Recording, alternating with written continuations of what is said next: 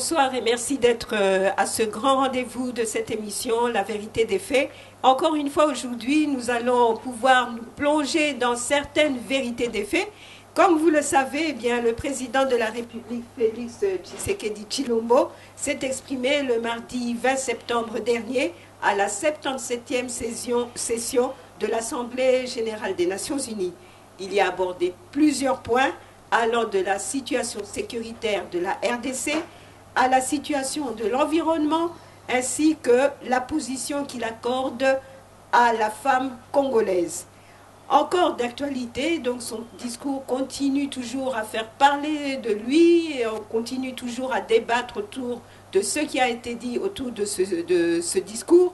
Eh bien, nous allons y revenir aujourd'hui avec notre invité de ce jour. Et notre invitée, eh bien, il s'agit de Madame Mireille Safalani. Elle est présidente de l'ATC, c'est-à-dire de l'association Avant tout le Congo. Et elle est également manager générale de son entreprise CEF. Bonjour, Madame. Bonjour. Nous sommes vraiment heureuses de vous recevoir, surtout que c'est la première fois que nous recevons une dame sur ce plateau. Donc c'est un grand honneur. D'abord, nous aimerions savoir, avant tout le Congo, qu'est-ce que c'est exactement, et CEF aussi, qu'est-ce que c'est?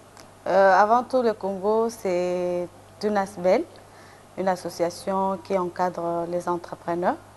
Alors, on n'a pas voulu chercher un autre nom, par exemple Congo de demain ou développement ou quoi que ce soit. On dit avant tout d'abord notre Congo. Donc avant tout le Congo, sur tout le point, avant tout le Congo dans l'entrepreneuriat, avant tout le Congo dans tous les domaines. Et l'agence SAFE, c'est une agence événementielle, économique, et nous sommes là. On est présent dans 3 provinces et on évolue. 3 provinces, on peut connaître lesquelles? Nous sommes à Kindu, Kinshasa et Lualaba. Voilà, et nous espérons que les affaires vont de l'avant. Oui. Voilà, donc ça veut dire que comme vous êtes quelque part dans le problème de développement, et dans l'entrepreneuriat, je sais que vous encadrez pas mal les femmes entrepreneurs. Et effectivement, dans le discours du chef de l'État, il a, disons, donné une belle part concernant la position qu'il accorde à la femme. Il a parlé de la masculinité positive. Selon vous, est-ce que vous pensez que parler ainsi de la position de la femme congolaise devant l'Assemblée des Nations Unies, cette grande assemblée, ça valait la peine? Oui, ça valait la peine. Merci au chef de l'État qui s'est souvenu de la femme au 77e sommet des Nations Unies. Pour moi, je me dis, ça vaut la peine. Ça valait vraiment de la peine qu'il puisse parler de la femme congolaise. Si nous regardons aussi même dans le système des Nations Unies, on n'a pas vraiment une représentativité de la femme congolaise. Donc, il faut que les Nations Unies, tout ce pays, sache maintenant qu'aujourd'hui au Congo, la femme, elle se bat. Aujourd'hui, ensemble avec le président Félix, il essaie quand même de remonter le pourcentage de la femme au niveau des institutions. Donc, pour moi, c'était bien fait, c'était bien parlé, malgré qu'il n'est pas entré en profondeur, mais ça va. N'est pas entré en profondeur, c'est-à-dire quoi? Qu'est-ce que vous Bon, auriez il a voulu? fait, pour moi, je peux dire que c'était juste un passage. Hein. Il a juste fait une petite passage de parler de la femme. Il a vendu donc un petit coup d'œil, oui, un petit clin d'œil, pendant oui. que les chapitres sécurité de la RDC a été beaucoup plus voilà, large. Oui. Et que, selon vous, quels sont les points sur lesquels vous auriez voulu vraiment qu'il puisse marteler? Bon, là-bas, comme c'est un sommet, il ne pouvait pas trop parler parce que il a essayé un peu, je peux dire, de toucher tous les points. Et je me dis, maintenant, le travail, c'est en interne, ici au niveau du pays, où la femme pour laquelle le président se bat, pour qu'elle soit représentée, elle-même aussi doit fournir des efforts pour mériter cette place. Et on ne doit pas, comme il a dit, la masculinité positive, ça veut dire que nous devons travailler ensemble avec les hommes. Donc, ce n'est pas question que la femme, elle est là et on considère les hommes comme nos ennemis. Non, on va ensemble. Ce n'est pas plutôt les hommes qui considèrent la femme comme leur ennemi. Parce que On a tendance à dire, quand il y a un gros gâteau à se partager, bon, la plus grosse part, les hommes feront toujours tout pour oui, tout, ils tout font avoir. tout, je me dis, ce sont de malins, parce qu'ils jouent souvent avec la naïveté aussi de la femme. En politique. Oui, je Seulement dirais en aussi. politique ou bien dans tous les domaines? Dans tous les domaines. Quand il y a un gros morceau, ils usent de leur malignité maintenant pour essayer de mater la femme et de prendre le devant. Et dès que la femme trouve qu'un bloc d'hommes, par exemple, ils sont à 5, il n'y a qu'une seule femme, il y a 4 voix qui sont contre elle, elle essaie un peu de reculer. Mais maintenant, il faut demander à la femme de se battre. Oui, mais il a quand même martelé, toujours en parlant de la femme, que la parité n'est pas un cadeau. Oui. Pourquoi est-ce que quand il s'agit justement, surtout dans le cercle du pouvoir, quand on parle de la femme, on dit toujours qu'elle ne pense jamais qu'on va tout lui donner sur un plateau d'or? Est-ce que ça c'est normal? Et en attendant, on nous parle de la parité à côté. La parité, ce n'est pas un cadeau, il a raison. On doit se battre pour avoir ça. Mais les hommes aussi, oui, ils se quand battent. il s'agit des hommes, on tape moins sur le clou que quand il s'agit de la femme. Quand il s'agit de la femme, non, la femme doit absolument se battre. Parce que la femme, qu'est-ce que je dirais? C'est ce que je dis, les hommes usent de leur malignité par rapport à la présence de la femme quand il s'agit de la politique, par exemple. Ils viennent, ils prennent le grand morceau, ils sont dans le prise de décision et la femme, on la met au niveau des ligues des femmes, dans les djalelo. Dans les djalelo, quand il faut, tout ça. Et la femme se contente de ça. Mais maintenant, il est temps de dire non. Elle doit maintenant se battre, se former, s'informer pour atteindre là, arriver au niveau de là où les hommes sont en train de nous exiger la parité et de pouvoir être là. Alors, que pensez-vous justement des 27% des représentativités actuellement au sein du gouvernement? Est-ce que justement, comme on dit qu'elle doit se battre, est-ce que c'est parce que les femmes se sont battues qu'aujourd'hui elles ont 27%, alors que selon la Constitution, la parité c'est 30%? Est-ce que vous pensez que c'est tout simplement parce que la femme s'est battue ou c'est par le bon vouloir du président de la République, bon, Tikanatia? Je dirais le 2. Elle s'est battue. Malgré qu'elle s'est battue, je vais prendre l'ancien hémicycle. Les femmes, il y a eu des marches, il y a eu des conférences, il y a eu tout ça. Mais la volonté politique de la personne qui était là, il n'a pas cédé. On était dans le 8, 7%, 10, si je dirais. Mais aujourd'hui, parce que nous avons maintenant un président qui veut promouvoir la femme, il a vu que les femmes se sont battues et les femmes continuent à se battre. Voilà, maintenant, il donne aussi ce coup de pouce pour dire que, ok, les femmes, allons-y. Maintenant, il nous donne cette place-là. Nous avons quitté de 10% jusqu'à 27%. Mais on doit atteindre maintenant 50% pour faire la parité. Maintenant, ces femmes-là, qu'est-ce qu'elles font pour totaliser le 50%? Déjà, on nous a déjà donné un coup de passe. C'est voilà pourquoi je dis que la parité ne se donne pas, ne se fait pas cadeau. Mais néanmoins, on peut commencer à dialoguer, à coopérer avec nos partenaires hommes pour dire, il y a certains points pour dire que, ok, ici, hein, dans la caca, la femme, elle ne peut pas, mais on peut s'aider un peu, mais est-ce à la cadoté que tu te battes, que tu mérites cette place-là? Alors, qu'est-ce que vous pensez avec la nouvelle loi électorale dans laquelle, justement, maintenant, on contraint les partis politiques à pouvoir mettre aligner sur les listes électorales une majorité des femmes? Est-ce que vous pensez que ça, c'est un cadeau qu'on vient de donner à la femme ou bien aligner, c'est bien, hein? C'est juste pour, disons, que les partis politiques ne puissent simplement pas oublier la femme. Mais on sait ce qui se passe dans les partis politiques, justement, avec la femme. Voilà, aligner, c'est bien. Même aux anciennes élections, c'était comme ça. Il y a eu un parti politique là que j'ai oublié le nom. C'était le premier à aligner vraiment un bon nombre de femmes. Mais la finalité... C'était comment? Il n'y a pas de femmes qui sont passées. Aucune n'a été élue. Aucune n'a été élue. Alors pourquoi on les a alignées? Donc on nous aligne juste pour attirer de voix, pour leur permettre de passer. Et par après, donc c'est la finalité qui cause problème. Aligner une femme, il n'y a pas un problème. Tous les partis politiques vont aligner les femmes. Pour ne pas être sanctionnés. Pour ne pas être sanctionnés. Mais le problème, c'est quoi? Donc, le terminus, si je peux dire, oui. La finalité, est-ce qu'ils vont laisser que cette femme passe? Mais parce que eux, ils ont de travail, ils ont eu des postes de décision pendant des années. Oui. Ils sont là, ils font de, comment je peux dire, ils épargnent. Mais la femme qui travaille, comment elle va épargner? Parce que là, la famille, elle doit prendre soin aussi de sa famille, elle doit encadrer les enfants, elle doit prendre soin d'elle-même, soin de son mari, tout ça. C'est pour dire que dans son budget, elle n'aura pas vraiment grand nombre pour aller battre correctement cette campagne-là.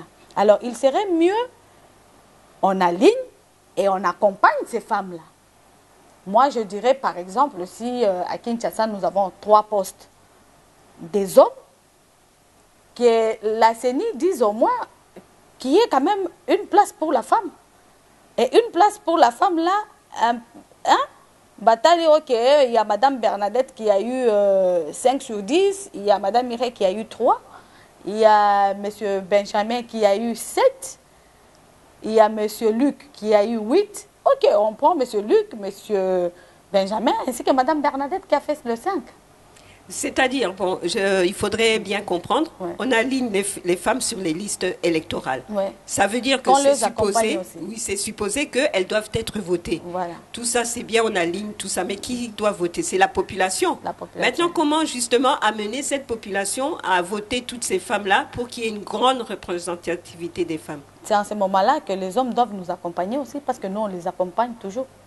Ils doivent aussi nous accompagner pour nous présenter demander à la population de voter. Et en même temps, la femme aussi doit sensibiliser l'autre femme qui doit voter, l'électrice femme, pour lui dire que voilà, aujourd'hui nous sommes là, on est alignés, mais il faut voter.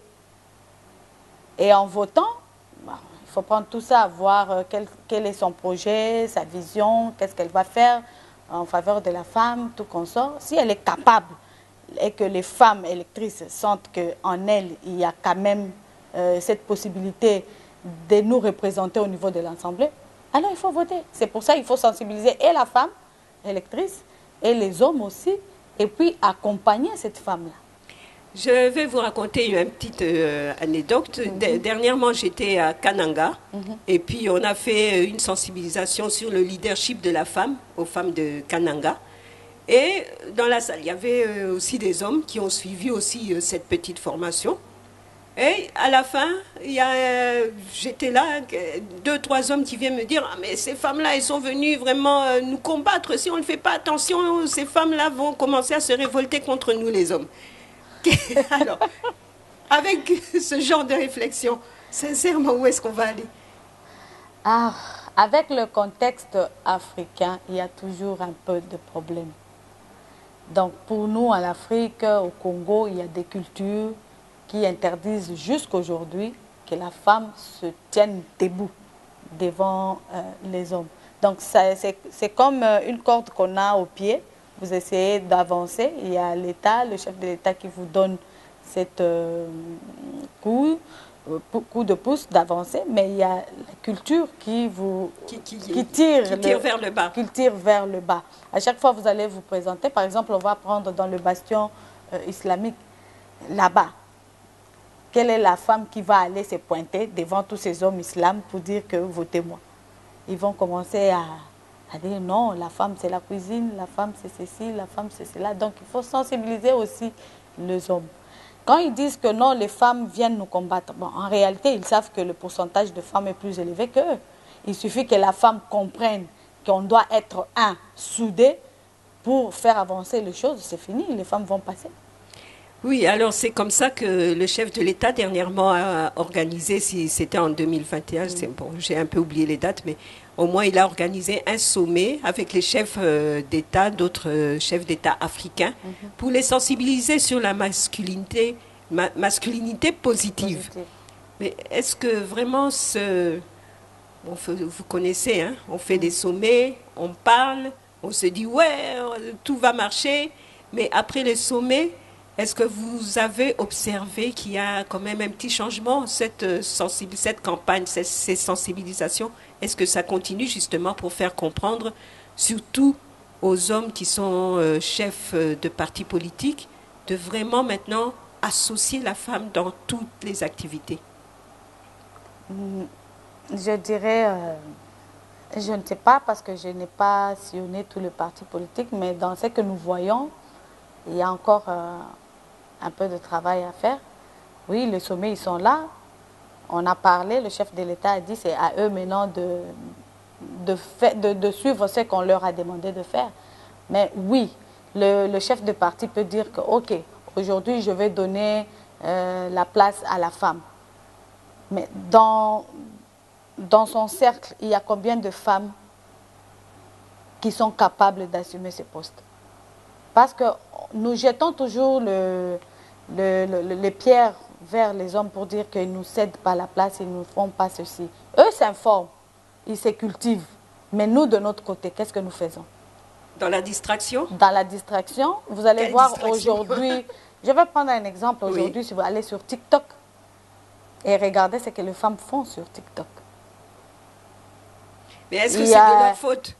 Il y a maintenant plein de désordres là-bas, dedans. Donc, on est beaucoup plus dans des futilités que dans l'essentiel. Maintenant, comment le chef de parti va chercher, il n'a que par exemple une femme ou deux. Sur 10 hommes, vous n'avez que 2 ou une femme qui est capable d'assumer ce poste-là. Jusque-là, il sera toujours dans 10%, 20%, il n'y a pas d'égalité. Alors, la femme, elle, quand tu lui dis, viens, à Mitalina, les Français, tout ça, il faut parler, il faut faire ceci, il faut être chaud, animé, elle se retire. Mais quelque part, est-ce que c'est pas qu'il y a aussi des préjugés sur l'image de la femme politique? Il y a beaucoup qui pensent que non, voilà, les femmes qui s'affichent, ce ne sont pas des femmes sérieuses. Est-ce que c'est aussi ça qui fait que la femme recule sans arrêt? Et que quelque part aussi, les autres femmes ne l'accompagnent pas? Bon, il y a aussi ça, hein, mais ce n'est pas vraiment fréquent. Le problème qui se pose là, c'est, comment je peux dire, cette capacité. La femme, est-ce qu'elle-même, elle se sent capable d'assumer ce poste-là? Même le 27% que le chef de l'État nous a donné. Je crois, je n'affirme pas ou confirme, mais je crois qu'on n'a pas encore plein de femmes qui peuvent assumer ces postes-là. Parce qu'on va commencer à vous dire, il faut avoir tel niveau d'études, il faut être ceci, il faut être cela, il faut être cela. Mais est-ce que le nombre de femmes intellectuelles qui peuvent assumer ce poste-là, il y en a? Donc vous êtes sûr qu'il n'y en a pas? Il y en a, Par mais exemple, est-ce que, comment dire, elles ont le courage elles ont le courage de s'élever et de dire que je veux cette place-là. Mais celles qui sont là, comment elles ont fait? C'est parce que quelque part... Voilà pourquoi, quand on est en train de promouvoir la femme, moi je dirais, il faut descendre jusqu'en bas, suivre jusque les femmes fonctionnaires, par exemple, celle qui est, je ne sais pas quel grade, chef de service, chef de bureau, comment, remonter, regarder leurs capacités et commencer déjà à promouvoir ces femmes-là. Et de l'autre côté aussi, ceux qui ne sont pas dans la politique, chercher maintenant comment commencer à former les femmes, ainsi de suite. Ok. Moi, je dis que la responsabilité, elle est partagée, malgré que les autres ne seront pas d'accord avec moi, mais la responsabilité est partagée. Les femmes doivent aussi prouver de quoi elles sont capables. Mais elles l'ont suffisamment prouvé. Oui, avec trop de maquelele, on chante, on va ici, on va là-bas, mais quand on te met devant un fait accompli, qu'est-ce que tu fais? Je vais vous donner un exemple d'une structure où j'étais le nom. C'est une structure de femmes. On s'est dit, ok, on est nombreuses, on est là. Mais il a fallu combien de temps pour que d'autres femmes viennent, je peux dire, déboulonner la structure? Mais c'est qu'elles se sont laissées déboulonner comment aussi? Voilà. Donc c'est une façon de dire que là où il y a les femmes, donc il n'y a rien de sérieux, c'est ce que vous voulez dire? Non, non, il y a toujours quelque chose de sérieux, mais le problème c'est que on est beaucoup plus dans les futilités. au lieu de se battre, se concentrer, concentrer nos efforts pour un objectif bien précis, mais on se divise pour quelque chose qui ne vaut même pas la peine. Reste peut-être à vérifier. Maintenant, oui. Sur le terrain, avec les élections, ça sera comment? La femme va se pointer, une femme capable va se pointer, mais il y aura toujours ces hommes-là qui ne veulent pas des femmes dans des postes de décision, qui vont aller toujours à dire non, il ne faut pas qu'une femme passe, tout ça. Mais la femme doit faire un effort. Elle ne doit pas attendre que ce soit un cadeau qu'on lui donne, qu'on lui sert sur une table et pour pouvoir manger. Donc, pour moi, tout ce qu'on fait, c'est bien, mais c'est la finalité, moi, qui m'intéresse. Donc, la finalité, c'est-à-dire qu'une femme puisse être votée, par exemple, président de la République. Voilà, que les hommes aussi votent les femmes. Pourquoi président pas? Président de la République? Oui, le président Félix a dit, après lui, ça sera une femme. On attend. On attend. Voilà, bon, dans le discours, c'est vrai, on a parlé de beaucoup de choses. Hein. On ne saura quand même pas évoquer aussi la situation de l'Est du pays. Vous savez que depuis hier d'ailleurs, et encore aujourd'hui, il y a eu des tentatives de marche, tout simplement pour demander le départ de la MONUSCO. Alors, je ne sais pas, selon vous, si la MONUSCO devrait vraiment partir, est-ce que le pays pourrait s'en sortir sans la MONUSCO? Et les pays où la MONUSCO n'y est pas, comment ils s'en sortent? Donc, vous êtes pour leur départ? Oui, parce que apparemment, on a beaucoup de massacres au niveau de l'Est, mais ils doivent agir. S'ils ne veulent pas que la population se tienne contre eux pour demander leur départ. Mais ils doivent agir contre ces rebelles-là qui viennent violer, détruire les femmes. Mais quand même, faisons le calcul, ça fait quand même, disons, 20 ans qu'ils sont ici en RDC. Est-ce que vous êtes sûr qu'ils n'ont absolument rien fait du tout? Bayard a toujours avec des missions d'observation. Ils sont toujours observateurs. Est-ce que si on a un hélicoptère, il y a MONUSCO et Kotizamba pour bombarder tous ces... comment on les appelle? Les ADF, tout ça. Rien. Ils sont toujours observateurs. Mais nous, on veut qu'ils agissent, qu'ils changent. Oui, hier, ils étaient observateurs, qu'aujourd'hui, qu'ils soient acteurs, qu'ils accompagnent nos FARDC. Justement, c'est le mandat qu'on leur donne. Voilà. C'est le mandat qu'on leur donne de venir en observation. Donc, s'il faut changer, je ne sais pas, c'est à leur niveau qu'il faudrait peut-être revoir leur mandat, disons, puisque c'est le mandat qu'on leur a donné. Oui, c'est à leur niveau qu'ils doivent revoir. Ils n'ont qu'à revoir. S'ils sont incapables de revoir, bon, ils n'ont qu'à partir. Alors, il y a justement Antonio Guterres qui est venu encore enfoncer le clou en disant que la MONUSCO est moins armée que tous ces ADF, tous ces M23, surtout tous les M23. Est-ce que ces allégations-là ne vous ont pas choqué et qu'est-ce que vous en pensez exactement? Bon, on ne sait pas. Hein. C'est l'adage qui dit la maison dans laquelle tu ne passes jamais nuit, tu ne sais pas par où ça sointe. Mais à l'œil nu comme ça, on ne dira pas que la MONUSCO manque de armes. Ça, c'est faux. Mais c'est leur déclaration. Ou bien c'est une façon juste pour, disons, un échappatoire de leur part pour justifier leur incapacité à défendre le territoire. Peut-être. Vous êtes sûr? Peut-être. C'est un échappatoire. Mais qu'est-ce que vous pensez réellement de la MONUSCO? Mais si la MONUSCO décide aujourd'hui, parce que l'Afrique, quand on entend parler de gauche à droite, apparemment, elle est commanditée par les Occidentaux. Si aujourd'hui, ils se décident de mettre fin de la guerre qui se trouve au niveau de l'Est, ça prendra fin. Donc la force doit encore venir de l'extérieur. Nous-mêmes, ici, on ne peut pas... Mais nous sommes bloqués. Jusque-là, on est sous embargo, si je ne me trompe pas. Ils nous ont mis sous embargo sur base de quoi?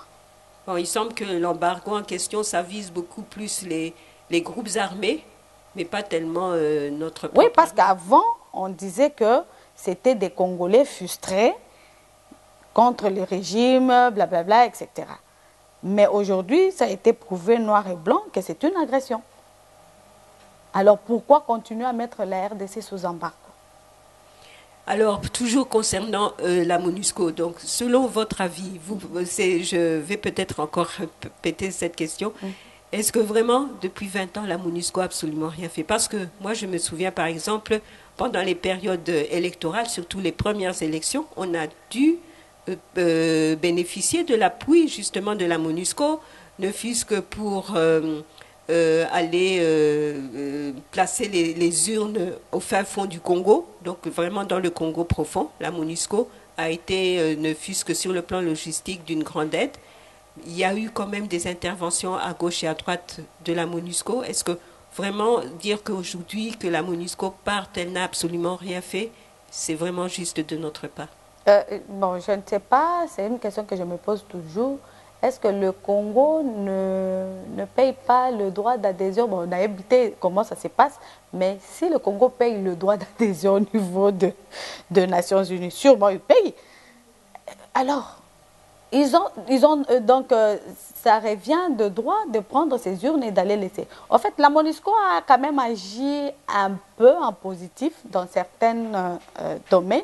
Par exemple, a donné du boulot aux natifs congolais et nous accompagner, comme vous dites, dans des recoins et coins où il n'y avait pas même dans des de formations, route, des grosses oui, formations. de formation.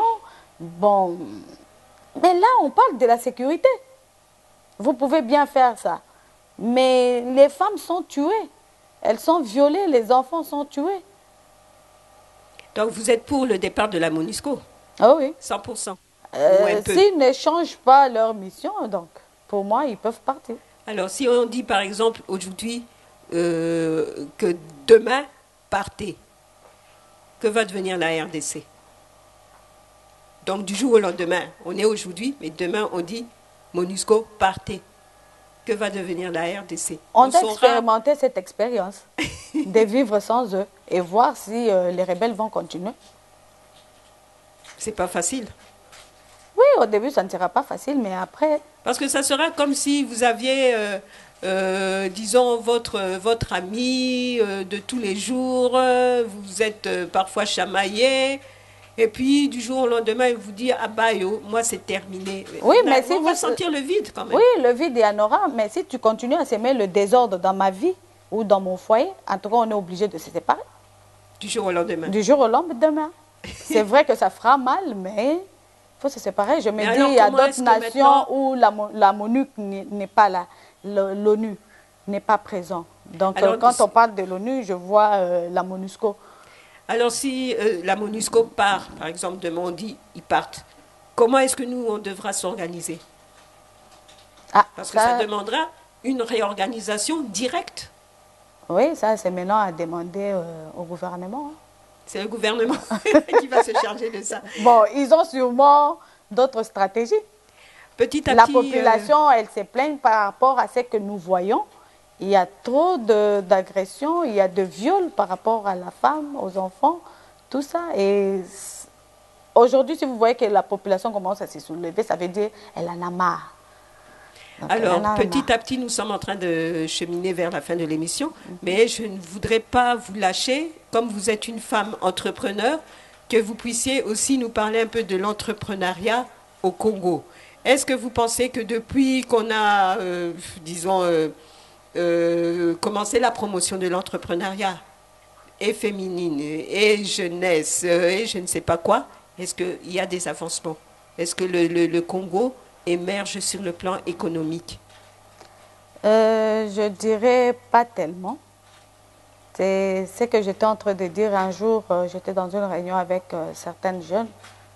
J'ai appris, parce que je fais 2 ans, je n'étais pas vraiment à Kinshasa, j'étais en dehors, donc j'étais un peu déconnectée de tout ce qui s'est passé ici. Il y a un projet là avec pas de maître, quelque chose, pas de PME. Alors je leur ai dit que le chef de l'État a lancé le go. Il a demandé à ce que cette structure puisse financer les jeunes. Mais la finalité, toujours. C'est toujours la finalité qui pose problème. On commence très bien. Les recrutements, les enregistrements, les enrôlements, tout ça.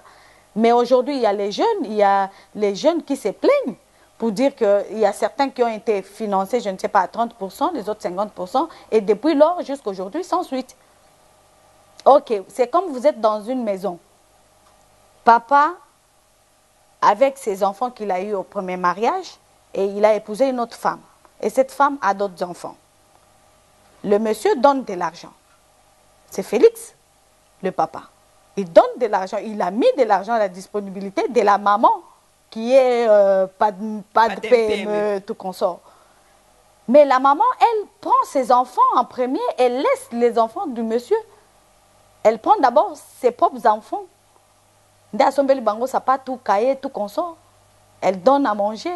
Et vous autres là, on vous exclut. Ces enfants-là, je dirais, c'est ce que nous voyons, les entreprises fictives qui n'existent pas. Mais ceux qui existent, ceux qui sont sur le terrain, formels, RCCM. Voilà. Et, ils ne sont pas financés. Maintenant, faute, il n'y a pas fait Zawapi. Si toi, l'enfant, hein, son fils est né de la première femme, tu ne te plains pas. Mais le jour où l'enfant va dire, ok, aujourd'hui, moi, je n'ai pas mangé, j'attends papa, je veux manger avec lui aujourd'hui sur une même table. Et quand le papa rentre le soir sur la table, il trouve Jonathan. Jonathan, c'est quoi? Non, papa, aujourd'hui, je veux manger, je n'ai pas mangé. Comment tu n'as pas mangé? Oh, maman a dit, il n'y a pas de repas. Mais je t'ai donné $100 pour faire la provision, non? Vous voyez maintenant? À Robert Amounok. Non, parce que l'enfant prend la décision. Maintenant, ce sont les entrepreneurs qui doivent s'élever et demander, je ne sais pas, à l'IGF ou consort, de suivre cette structure-là et de voir où en sont-ils. Moi, je n'ai pas été recrutée, oui, mais ceux-là qui ont été recrutés, ils doivent bénéficier de cet argent-là. Donc, c'est un gros dossier. C'est un gros dossier.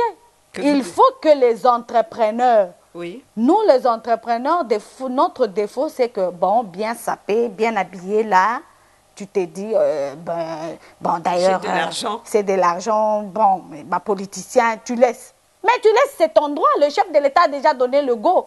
C'est ton droit. Tu dois le suivre.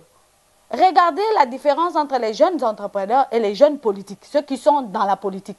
Dans la politique, là-bas, ces jeunes-là ne blaguent pas, hein. Quand il y a un mouvement qui ne marche pas, vous allez le voir à la télé, partout en train de chanter, de réclamer leurs droits. Mais ceux qui sont dans l'entrepreneuriat, que font-ils? Ils se taisent. Ils se taisent. Ils disent que, bon, je ne pars pas. Ça, c'est pour les politiciens, ainsi de suite. Mais quand tu jettes tout sur la rue, tu te dis, tu t'en fous. Mais la marate, elle en profite, elle donne à ses enfants. Exactement. Qui sont des entreprises fictives. Et demain, ils vont présenter au chef de l'État tout un rapport des entreprises. Mais est-ce que le chef de l'État, lui, a le temps de descendre sur le terrain pour aller vérifier est-ce que SAFE existe? Non. On lui amène. Il y a un cas d'un garçon, que je t'ai aussi le nom. On a essayé de vérifier, mais c'était un cas vrai. Il a été appelé par cette structure, paraît-il, qu'on l'a envoyé 2 emails. Le premier email qui lui disait qu'il a été sélectionné, le deuxième email qui lui disait qu'il n'a pas été sélectionné. Il appelle pour demander, bon, entre les 2 emails, je veux prendre lequel. Il dit, tu prends le deuxième, auquel tu n'as pas été sélectionné. Un jour, il va dans une boîte, que je t'ai aussi le nom, il arrive là-bas, il trouve tous les coordonnées sont à lui, mais le nom de la personne de contact et le numéro n'était pas à lui. Donc, il y a encore à boire à manger dans le domaine. Il y a encore à boire à manger, il faut suivre parce que nous sommes sur les réseaux sociaux, nous sommes en train de voir les articles. Il faut que le jeune entrepreneur s'élève. Après, ici, nous avons encore toujours la même structure à lancer cette histoire avec les femmes, je crois. Effectivement. Les financements des femmes. La finalité, là, va créer encore problème. Ok, Madame Mireille Safalani, nous avons été très heureuses de vous recevoir et nous espérons que ce n'est pas la première fois. Okay. Et nous pourrons relancer encore une autre invitation pour parler justement sur ce fameux problème de l'entrepreneuriat des jeunes. Merci. Très chers téléspectateurs, nous vous invitons à rester fidèles à tous les programmes de BSC TV et nous vous donnons rendez-vous à la prochaine émission.